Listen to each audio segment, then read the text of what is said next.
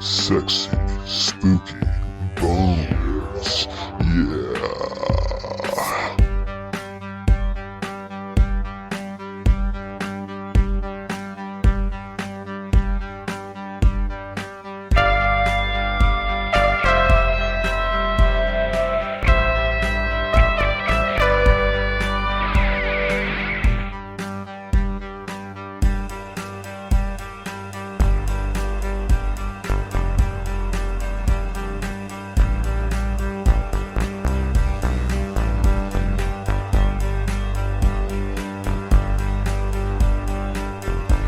Hello and welcome to the Skeleton Boys, a horror movie podcast. I am Rolando. And I'm Johnny with a mustache. Yes, you are. Welcome back. And welcome to our monthly special Crash Course 4 by Cronenberg. This week we are reviewing Videodrome. Cronenberg. Cronenberg. Yeah, you almost forgot. Subtitled Croning and Boningon. As always, Sean will give us a plot in 5 words. We'll give our first thoughts, and then we go to a deep spoiler analysis. But first, we go back to TV Corner. We are reviewing episode 2 of John Carpenter's Suburban Screams. Epic, legendary storytelling.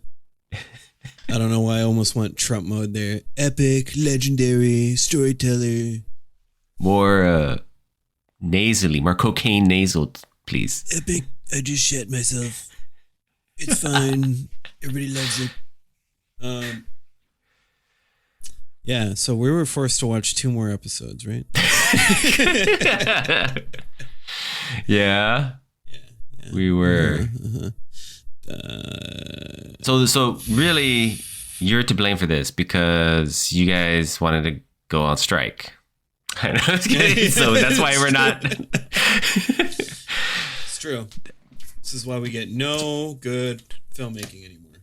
It's been a minute since we've had any of our normal shows come back. So let's talk about that instead of. It might be a minute longer as well, unless they're filming everything as quickly as possible, which some shows are. They're trying to pump them out before August. I think you told me From is back in production, right? And Yellow Jackets said they wouldn't return till the following year, right? Which I think From gets a pass because something Hollywood Productions are doing that is really, really neat is they are moving shooting overseas because they say they get better tax breaks and, it's easier to put people up and blah, blah, blah. I'm sure it has nothing to do with being able to just, not hire union workers and actual filmmakers, I'm sure it has nothing to do with budget cuts. No. How dare you, John? What an insinuation. I don't, because I'm not, these are real filmmakers, these companies like Amazon, Netflix, Hulu, filmmakers. That's where they got their start. Small indie brands. Yeah. And it's exciting that now they own WB, Universal. HBO is no longer a thing. It's all for the best. They got the sweet IP. Yeah. Hey, why don't you watch the new Batman movie and get yourself something nice on Amazon at the same time? Movie? It's content. That's right. What's his name? What's a Cullen? movie? What's Edward Cullen's name? Batman? Yeah. What? Somebody in the comments. What's Robert Pattinson? Robert Pattinson. Yeah. Is an influencer. Ah, yes. He influences bad guys with his fists. It's like, you shouldn't have stolen that piece of gum, and just like bashes this kid's brains in. It's like, yeah, it's exactly what Bill Finger and Bob Kane drew up all those years ago when they came up with Batman. our hero, Batman. It's a dude that dresses like a bat, cool enough already. He's like, oh, does he have like bat features and stuff? No. He's got pointy ears on his cowl that aren't very bat-like. but they're pointy. As a kid, I used to think that he would stab people with his head. No. Yeah, of course. No, not a thing. He did have a thing for young boys, so. Yes, true. Likes young white boys. Gives them an ambiguous, asexual name like Robin. Okay, we got to talk about Suburban Screams. At some point, this was the better of the two, but not by much. It was. But let me explain something. The first Robin, I feel like Bruce bathed him for the first time and was like, I'm going to change your name. And he was like, oh, to what? Well, your penis has some kind of off shade tones, kind of gray. How about I call you Dick Grayson? Yeah, that's your new name. And then the second Robin, he's like, you're gonna die anyway. Don't worry about it. We won't remember your name. It's fine. There you go. Yeah. And that's my review of John Carpenter's Suburban crap or whatever it's called. No, this one was about a Canadian serial killer. Yeah. The name of the town was Mariachi. No, what was it?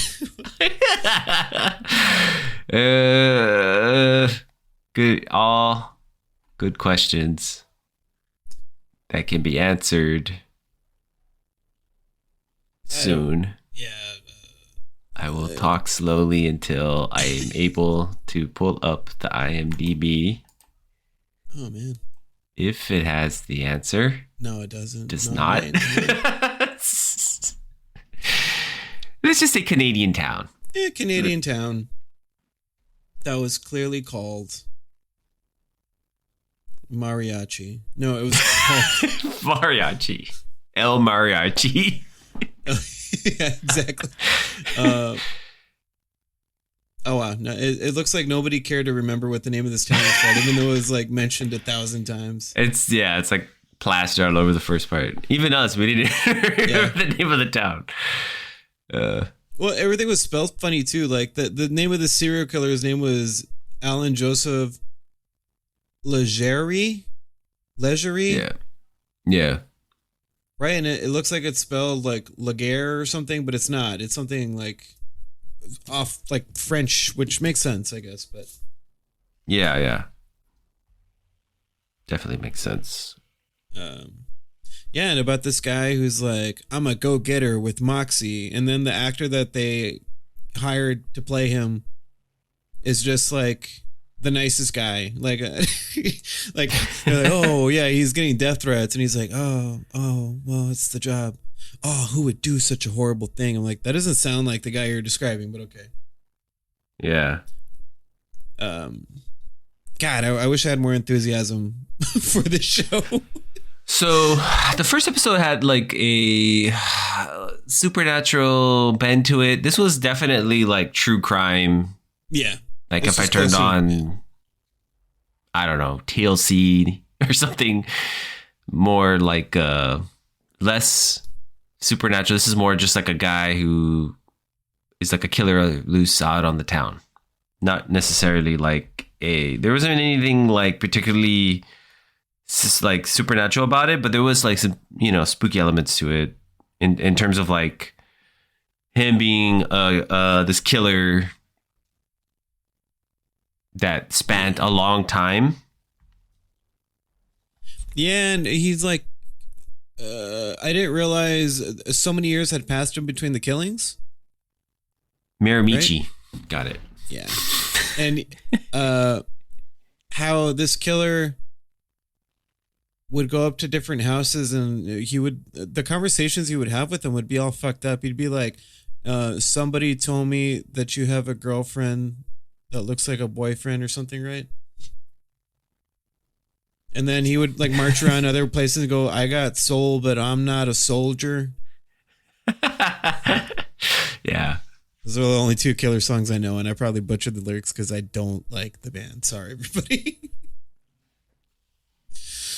Yeah, you don't like the Killers, John. How dare you? Nope, sorry. But yeah, that's all the episode was about. I don't know. This guy worked at a newspaper company, and they kept talking it up like this was basically the New York Times of this part of Canada, which means very little if there's no other competing newspaper company. I think there was like what did they report on?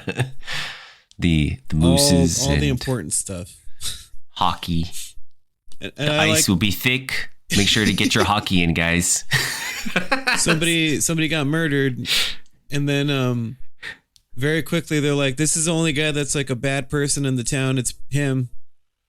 And I guess they were right. I don't know. And they couldn't find him. What a bunch of wackiness that was. He did target older people, which is a shame, but they were on the way out anyway, right? I'm just kidding. Yeah, as he broke their ankles and stabbed them repeatedly. Hey, one of natural them causes. That's true. But I like how there is this one part where this priest is like preparing himself because he heard, and he swings and swings, and it's like choreographed like it's like a legit fight scene from like fucking John Wick or something. I'm like, damn, that's why Canadians are scary. Yeah, they got to be able to. Canadian priests are deadly. That's why everybody's so nice in Canada, because they all know how to fight. And they're like, you don't want any of this gas. That's what they say in Canada. You don't want any of this. Yeah. I mean, I don't know. A lot of these are like if you were just to kind of like hear the story, it'd be kind of interesting to hear about. That's kind of like the angle I take it from. It's kind of like, it's kind of an interesting story, but the way it's like told and executed, the actors they hire, how it's produced, how it's shot, it's kind of like this pretty boring. Stories are so poorly reenacted. Even John Carpenter stayed at home and directed from a chair. Yeah. Yeah. Well, yeah. I mean, okay, what were the good points of this episode? Because I'm starting to gather that nothing will ever come fucking close to Blood Right, so I don't know why I keep pretending there's going to be a better show.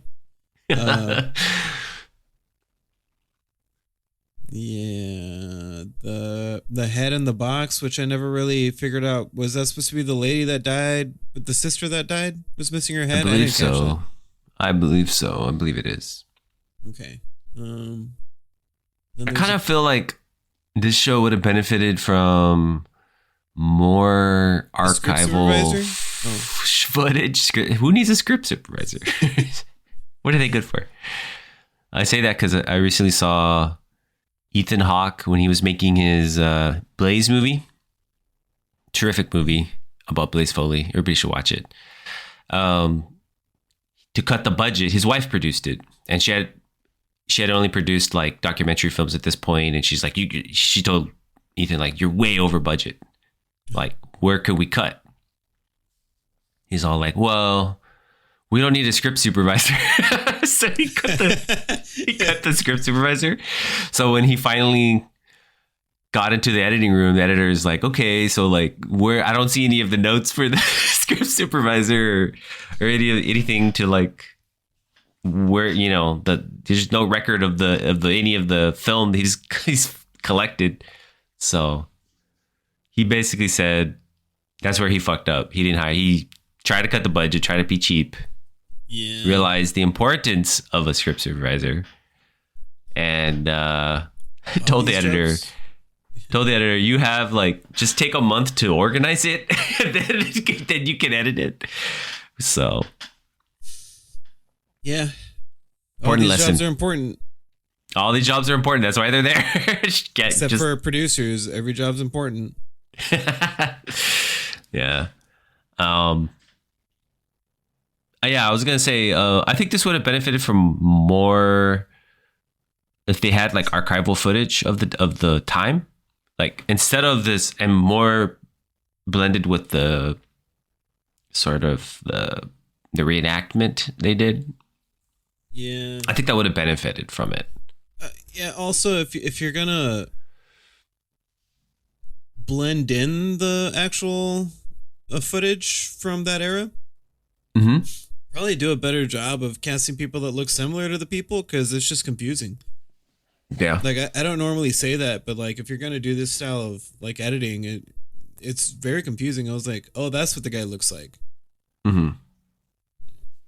Because I actually thought the story was pretty interesting, that this guy they couldn't find him and he wouldn't leave.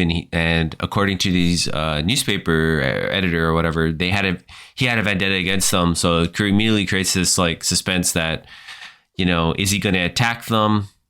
He seems to be very good about, attacking people at night and stuff like that. And for how long he was on the run. I mean, it's kind of an interesting story, kind of a frightening story on that, just on its base level. But the way it was executed and the angle I believe it took was pretty middle of the road. Yeah, nothing spectacular.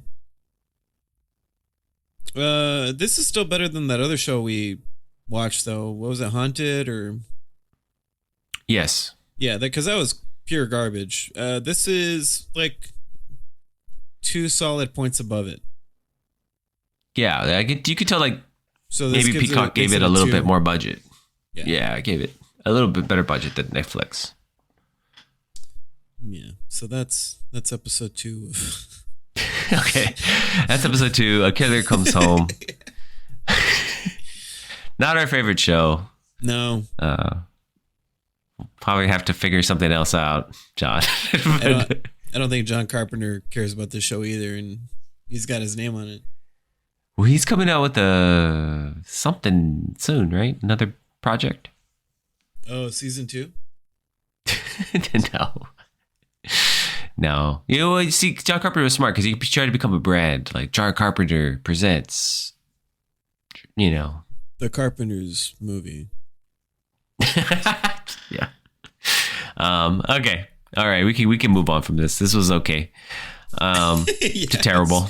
Yeah. Let's move on to our main review of Videodrome. John, do you want to give us a plot in 5 words? Johnny. 5 word plot summary. Rolando, drum roll, please. For our final installment of the Cronin and Bonin-a-thon, we have a doozy here today because it is the most Cronin and the most Bonin of all the movies we reviewed. Coming in at number 3, dangers of AI porn. Yeah, it's true. Coming in at number 2. Actually, I'm going to switch 1 and 2. Ooh. Coming in at number 2, something I was requested to say via the internet. Long live the new flesh? What does that mean? It's going to be the t-shirts I buy. It's going to be when I finally buy my Videodrome t-shirt. And coming in at number 1, guy fucks blondie on TV. Did he fuck her? Well, she was on the TV. I think it's just I worded it intentionally like that. She's on the television, and he goes for it. They just didn't show that part. Yeah. Kind of reminded me of I did this play in college. I think you saw it. Not by choice. Technophilia. Technophilia, Yeah. where we all had an attraction to technology, and I was like dry humping a television because that's theater, baby. I don't know if you remember. Yeah, that. I kind of thought it was like Videodrome, but everybody convinced me it wasn't. No, this is really good. It's original. Is it? Is it though? Pretty sure Videodrome did this. Pretty sure Videodrome did this in Pretty sure Ed 80 Wood something. Ed wooded the TV at one point. Yeah. All right. We finally did it. We're at the last one. I would say, for this one, I think we've both seen this.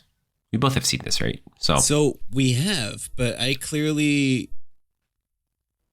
it came to my realization that I haven't seen it in like probably I had to have been a teen, so like 30 years or something.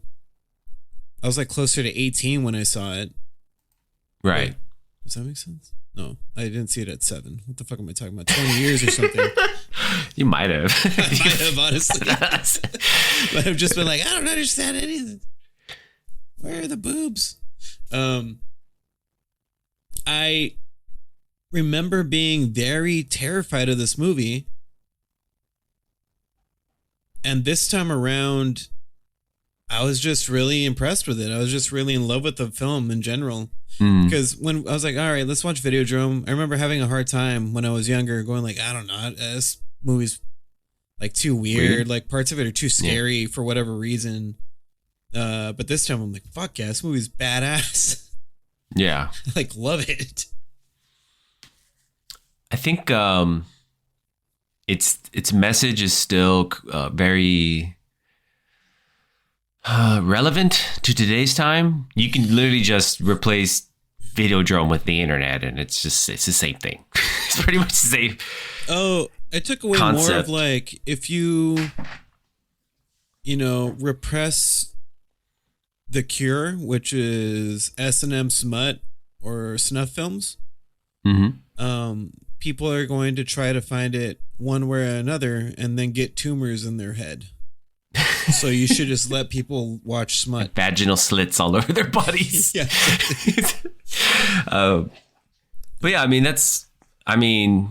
ever since the advent of like video making or camera, filmmaking, people have wanted to put porn on record some type of porn. So, and James Woods, our main actor here, Max, who plays Max, he's sort of the type of guy that is looking for these extremes because he's not getting them in his own life. So, and there's something kind of that I don't think really exists anymore, because I feel like everything is sort of accessible now. Yeah, I mean, this is closer to what I would describe as like the dark web. The huge chunk of the internet, because apparently the part of the internet we're looking at is only like a small percentage, like 20% or something. Right, yeah. And then there's like a huge part of the internet we're unaware of. And it's not something I want to fucking dabble in, because I know it's not just, it's all weird shit for fucking perverse people. Perverse, yeah. And politicians, same people, I guess. There was an incredible amount of censorship at this time. So like, if you wanted any of these things, perverse things, you'd have to go to extremes to get them. I don't think, that culture of like stealing radio signals and video signals and stuff like that was out there. So no, not really much anymore, I would say. I think everything's kind of just defaulted to the internet. Yeah. So, and I think, that stuff is still out there, right? It's out. You just got to go look. Well, I was going to say early on the internet days, back in like late 90s, early 2000s, we had websites like rotten.com, right? That had crap like this, kind of. Mm-hmm. Yeah. And every now and then you'll see like, especially around then, you'd be like beheadings, murders, video, car crashes. Oh, yeah. The you know what I mean? It's reporter in Afghanistan that got beheaded, and it was like all over the fucking internet. Right. I remember some stupid,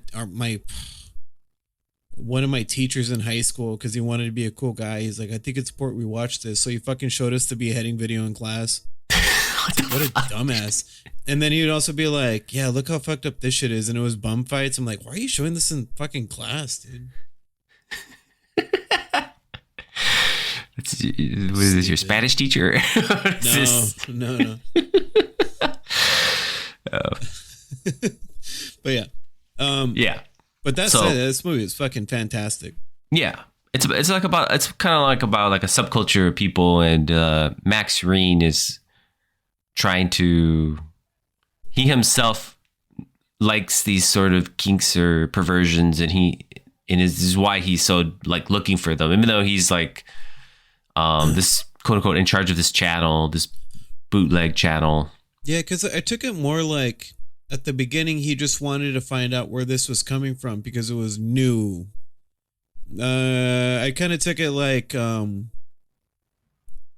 when nu metal first hit the scene. God. Okay. And everybody was like, oh shit, what is this amazing new thing? But it's really not that good in retrospect, you know what I mean? But it was new.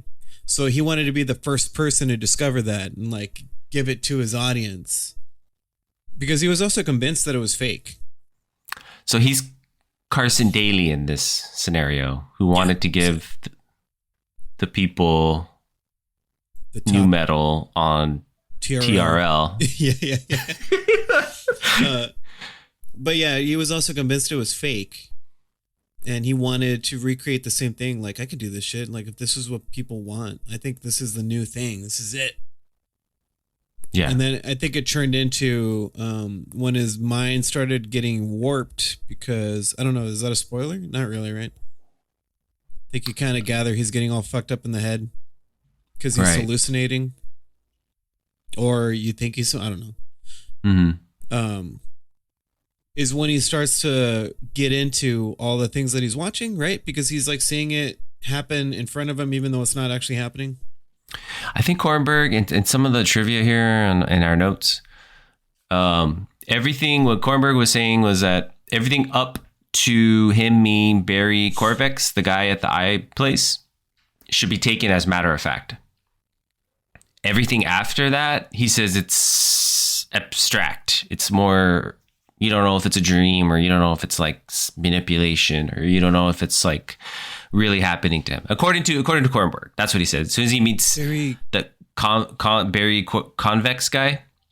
Yeah, the guy everything who's after just like that the is producer of the channel, right? He doesn't actually watch Videodrome. That guy, or yes. Yeah, he's kind of like the guy who's the spectacular optical guy. Once he meets him, he says that everything from that film on is kind of just like up for debate. Like it's not, you don't know where it's going from there, but everything before that is very matter of fact, like it happened. So. Oh, that kind of makes sense. Yeah, I actually did kind of gather that too, because there is a reveal. Maybe that's a spoiler. Yeah, I think that's a spoiler. Never mind. I think I kind of gathered you're supposed to take that he is seeing these, or like this is real to him. And then after that, I think it's pretty obvious which parts aren't real, right? Like, yeah. Yeah. The more it gets more extreme to the latter part of this movie, you know, about what's going on. You know what I couldn't gather was why did he have James Wood? Huh? Yeah, why he cast James Wood? It's also like every dude in this movie was weird looking, like just like weird looking people, and then like then you got like Debbie Harry, who's like a fucking bombshell. Yeah. But the personalized wake up alarms where his TV would go on. And then that woman who was his assistant would like tell him it's time to wake up. You got a meeting, blah, blah, blah, blah, blah, blah. And it made it seem like it was going to be super futuristic, but it's just something he pays his assistant to do. Yeah. I was like, what? I guess. Yeah. I don't know.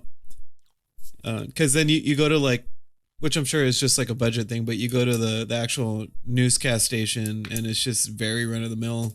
You only go down one hallway that curves somehow. Mm-hmm. Yeah. And it's almost like there's only 4 rooms that exist here, even though it looks like it circles around. Mm-hmm. Yeah. But yeah, so we got Max. We got shit. I forgot all their names already. You got Nikki Brand, who's Debbie Harry. You got Bianca, who's his assistant. Bianca is the daughter. Oh, yes, Bianca yes, that's right. Oblivion. Yeah, Oblivion, that's right. Oh, I didn't realize that's how it was spelled. Oh, like it was on like the Irish name. Like it was on the lower thirds when they do when he's on the TV does the talk talking. show. Yeah. I didn't pay attention to that though. I was Yeah. But then there's Harlan, who's the guy that's pirating all the stuff, and this actor is like really trying to make choices, and it's really bad. And you got Barry Convicts, and then you got Brian Oblivion, who you only ever see on television. Right. Masha, I'm still confused Who's about that? what happened to her. Is that the old lady? Yeah. Like, I'm not sure what happened to her. Yeah. You get like one scene where it's like, oh no, and then that didn't happen after all. I don't know. Right. Okay, well, those are our main players. Right. Oh, and then yeah. married convicts, I guess, right? Yeah.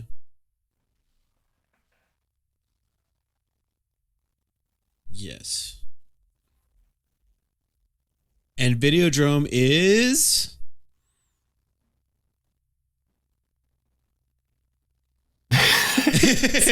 There you go. Good question. There you go. That's right. That is the right answer.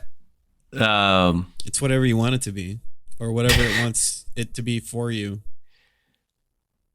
Like a lot of his, this was like the, I mean, this is like The Brood. This is the name of, this is the exact same kind of, you see this theme in a lot of Cronenberg's work. Is like, there's like this new radical thing that's changing people. Yeah. You know, and then exploring it through, like, it's usually something cynical about it or something evil, malignant or something that is there to, it's like, it's something kind of like not well for the people. It changes them either psychology or body wise. So it's kind of a common theme with his movies. And I want to say this is closer to, fuck, should we just get into spoilers? Because I feel like that's where all the fun stuff is to talk about. Okay, yeah, let's go into spoilers. Wait! No, stop talking, guys. Stop the podcast. Please stop the podcast.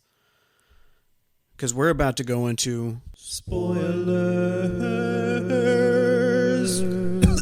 I feel like this is equivalent to like what Elon Musk is trying to do with like the brain implant. Except like this broadcast signal is morphing they call that a tumor, but you realize later that it's just changing changing the physiology of the brain or something. Yeah, I mean, I would even liken it to something like fucking Vision. Cronenberg. What is it? Apple's Vision Pro, like that kind of augmented shit that they're doing right now. Yeah. Or whatever. That's Google kind of did too. Yeah. But so at one point when Max finally meets Barry Convex, who is the guy that created the news station that has Videodrome, and tells him like, hey, no, all that shit's real. These people are getting killed. Mm-hmm. But then also they're not, right? It is real to you, but it is not real to the world, right? It is, our brains are being manipulated. Yeah, that's what I was about to say. It's a form of manipulation. He wants to use it he wants to put Videodrome signal out for manipulation, right? That's kind of the idea. Control the people and stuff. I think it was an ultimate sort of power move to get rid of sexual deviance from the world. Right. Yeah. Yes. And it was supposed to be like a way of bringing society together, I think was his idea. Yeah. Very vaguely. He stays alive, right? No, he dies. Oh, yeah. Dies at the end. Oh, that's right. He gets shot by the goop gun. The goops, yeah. So does Deborah Harry. Like, that was probably the one thing that is so weird, because she's like, she dies, but then she's not really dead. Then you don't really know what happened to her. Dead. Like, she got strangled to death. I think that video that Oblivion's daughter, what's her name? Bianca Oblivion showed Max the video of her getting strangled to death, and that was real. Mm-hmm. So the thing that we saw of her when he fucks the TV because she's trying to convince him to come to her is Videodrome trying to manipulate him. Using her, as manipulation. Yeah, and I think Brian Oblivion is like, he was the first victim of Videodrome, right? Because he believed in the idea that media, we would have more of an intimate relationship with our media. Is that kind of the idea now? Like, Something I mean, like it's that. Yeah. He had some sort of weird philosophy too. Right, because he's the guy that made the slogan "Death to Videodrome, long live the new flesh." And Right. his whole plan was to develop the new flesh to destroy Videodrome. Mhm. Which I don't think we ever get to a point where that becomes like a thing we can see tangibly. I think my Right. read on that is that he kind of believed that we were going to have more intimate relationship with technology in That whatever we would form. all become Lawnmower Man. Jeff Fahey's Lawnmower Man. Pretty much. Or like, the way, I mean, in a lot of ways it's true, right? I mean, we have very intimate relationships with our phone. It's something we carry with us all the time, something we're always on, something we're constantly looking at. I think that's the idea, but I think they took it kind of like a extreme physical take, which is what is represented in his hand when his hand becomes part of his flesh. So Yeah, or the gun, right? the gun. Yeah. The gun becomes part of his hand. Because there's a part before he meets Barry Convex where he develops sort of vagina on his chest or his abdomen. Yeah. I think that's just a Cronenberg thing. He just likes vaginas. And for whatever reason, Max is like, I need to shove this gun because he was paranoid, right? I think that's the part where like you can see his psychosis is starting to drift. Right. Because he has like he's not wearing anything except for a gun holster, and he's got a pistol in his hand. He's like waiting for somebody to come get him, and he sees the vagina slit on his abdomen, and he's like, "I'm gonna shove this gun in there now." Mm-hmm. I'm like, "Why?" But he does that, and then the gun disappears. He's like, "What the fuck? Where'd the gun go?" And then his hand turns into a gun, but a flesh gun. Yeah. So I think Videodrome made him kill his partners because they wanted his channel, which is why they Yes. made him hide the gun in his vagina slit in his stomach. Correct. Is that the way to read that? Which I think it would have been a lot easier if he had just hid it in his pants. No, that's kind of crazy, John. I don't know. You're right. He should. Yeah, he needed a Or the swallow holster, not the holster he carried for the gun either. Impractical. But yeah, that's the point where I think you lose Max already because his mind has been altered to just He's been watching Videodrome yeah, he's constantly. Yeah. and that's where Barry Convex and the like Harlan, the dude who I said made some very strong choices for this character, and it was just I thought they were really bad. Like he kept calling him what, like Jefe? Patron or Jefe, Patron? right? Or Yeah, some something shit like that. It's Yeah, like, some okay, sort of dude. shit. I was like, what? Yeah, all right. It's like a Canadian's version of what like a person from the States sounds like. He like This is Cronenberg's idea of a Mexican. Yes. So Yeah. they never met any. So this is what he assumed. I they mean, were there's like. still no even black people in this movie. I don't think. No time for that. But yeah, they show him enough Videodrome things to kind of influence him, and then he becomes kind of like a soldier. So I think that's what the other thing was, to develop an army. Right. But then Bianca Oblivion is able to alter his mind too somehow. Like how the fuck was she able to do that? I mean, I'm all here for it. I didn't understand how she was able to do that. But I'm thinking also She had the truth, right? She Oblivion, kind of. yeah, her dad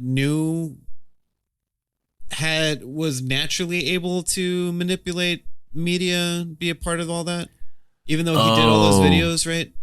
I remember them saying, didn't he have something in his head they cut out that became Videodrome? The tumor he developed, which apparently James Wood also developed. Right. But I think also there's a part where she explains, yeah, my father made like thousands of these videos and like, thousands of responses to whatever questions might be asked of him. And I think what she was trying to say is, and this is like kind of never ending because it's keeping him alive somehow, but just in like a media universe. Right, which I think was his end goal, which is what he believed in. So I'm guessing he was able to do that, and it's just Bianca was kind of like the surrogate body that kind of like was able to influence too.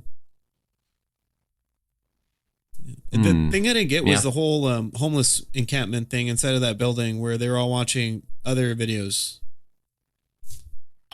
It's like little homeless church or whatever. Oh yeah, that seemed more like a some sort of experiment they were doing on the homeless. They were offering them food. That was from. They didn't really go into it, but that was from Oblivion's thing, right? Yes. I thought he was able to track them down. I thought it had something to do with that, where they were offering them food and shelter if they watched this fucking video. So, which is probably part of whatever thing they were up to. Yeah, I'm wondering if like he was aware that they were experimenting on probably homeless people or something like that. Because I know them. Max's thing was intentional, so they could take over the company eventually. So they've been feeding him Videodrome videos for 2 years already, is what they ultimately said. Mm-hmm. But yes, this movie's a trip. I loved it though. Yeah, this is definitely, I think, like a correlation of all of the. This is definitely Cronenberg like hitting, on all cylinders here. Like he's kind of finally we've seen him develop in the course of these 4 movies. I think this is probably what he is probably most trying to get at with his movies with Videodrome. Yeah, and I think it kind of coalesces here, and I think it's his best film of this type when he's talking about new kind of treatments or new ideas or being scared of the. Yeah, because Extend sucked, and that's pretty much the same idea. Yes, yeah, a poor executed idea. Yeah. So I would even argue this is his best film, even though I really love Scanners. The Fly, Dead Zone. The Fly. A remake, Dead Zone, an adaptation of a book that was already good. Crash. And this was just his thing. Oh, Crash was good too, but like this was. I agree. I'm not disagreeing with you. I'm just, I'm making the argument like if we look at like all his movies, like Stereo. Of his like, I agree. Like of his supernatural horror movies, quote unquote. Sci-fi horror movies. This is probably his best one, his most complete work. Where I feel like all of his ideas are kind of finally fully explored and thought. Direction was excellent, crazy, the body horror was here in full effect. There, yeah. So there's like a TV has a hand come kind of like statically form into a pistol and shoot out of the TV. Yeah. So I agree. And then I was wondering where the movie was going to go, because when he goes and kills his partners, he was able to kind of hide like he got hurt too, and he's like trying to run away from the room, and then is going to go kill Bianca. And then she kind of changes his mind after showing him that Debbie Harry had passed away. And they've been using him or manipulating him with her image. So he goes to kill Barry Convex, right? But he goes to Harlan first. And he barely gets away with that murder. And then when he goes to kill Barry Convex, he does it in front of like an entire room of people. Yes. And then he announces the new Flash. We haven't even talked about the helmet, the VR style helmet that he wears. Right. Yeah. And how it looks like really shitty quality. It kind of reminded me of what was the name of that fucking the original VR video game thing you could buy at like Walmart? It was just like a little red reticle, kind of like Dragon Ball Z style, when they're like trying to find people's power levels. There was like this alleged VR thing, but you're just seeing like little red lines of people, and it was real shit. That's what it kind of reminded me of. And then it turns into, oh, he's seeing fucked up things. Oh, well, he sees Debbie Harry's character, and then it turns into his assistant or the old lady. One of the two, I forgot. He starts changing. Yeah. And then it turns into a television, and this Debbie Harry again, just on TV. And he pulls a belt on, or no, he finds a whip and he starts whipping it. Kind of in the same room he's been seeing on Videodrome. Like the same torture room where like the wall's made of clay for whatever reason. Right. Yeah, and then it's just him getting over sexualized feelings by whipping this TV that's moaning. But it's actually supposed to be his the older lady. He kills the older lady there. I don't think she dies. I think that's when he starts to hallucinate things. He's not actually seeing any of that. Yeah. No, yeah, it can be interpreted that way. Yeah, I agree. Because the old lady just kind of disappears, even though he thinks that she's in the bed. She's, tied up and died or whatever, yeah. But it could also be, I mean, Harlan went in there and Harlan was a part of this whole thing. But then where would he hide the body? No, I don't know. I think that was just to indicate to Harlan that he's ready, right? To be manipulated further. He's like, oh, okay, he's starting to see these things. All right, cool. You need to go this way or whatever. Yeah. Yeah, so he kills fucking Barry Convex with his goopy penis hand or whatever. And then yeah. He runs away, finds a random area by the coast, I'm assuming, that has a condemned ship in the middle of it. Like it's in the middle of like a mud pit or something. Yeah. And then he sees a TV there and it turns on and it's Debbie Harry saying, or is it Debbie Harry or Bianca? No, it's Debbie Harry, right? Saying, Debbie Harry, yeah. Hey, you've done it, but now we have to destroy Videodrome. But the only way you can do that is if you take on the new flesh. And he's like, oh, how do I do that? And then Debbie Harry kind of shows an image of him in the same place he's at right now, pulling a gun to his head and saying, death to Videodrome, long live the new flesh, and shoots his head, which makes the whole TV explode into guts. Yeah. And then it's just him going kind of timidly saying the same exact thing and doing the same exact thing. And then it just kind of cuts to black. Yeah, explain what all that means, John. Great detail. I think his job was done because there was nothing else to, like, Videodrome has stopped, right? He's killed everybody that was making it happen. Yes. So he was no longer needed. And I think it would have been too much work for Cronenberg to explain what happened to him because he would clearly get arrested. So he just committed suicide. Right. Was he manipulated by the TV? Because there was a TV there in that thing. So maybe Videodrome hadn't gotten rid of Videodrome, and Videodrome told him to kill himself because he sees the video of himself shoot himself, and then he shoots himself. It's implied that he shoots himself. So it could be a last form of manipulation by Videodrome to kill yourself because he had just killed Barry and everybody else. What wasn't manipulated by Videodrome though. I think that was manipulated by Oblivion's possibly, yeah. Attachment to the let's call it the metaverse. Yeah, okay. Yeah, so I let's think call it like X. he just kind of killed himself, and that's the end of it. But he potentially could have gone on to be whatever Oblivion became. Yeah. Which this is one of 3 endings, right? I think I briefly talked about this with you. One of the endings is supposed to be, and I think they shot it where he it's just the most extreme version of everything he's ever seen on Videodrome.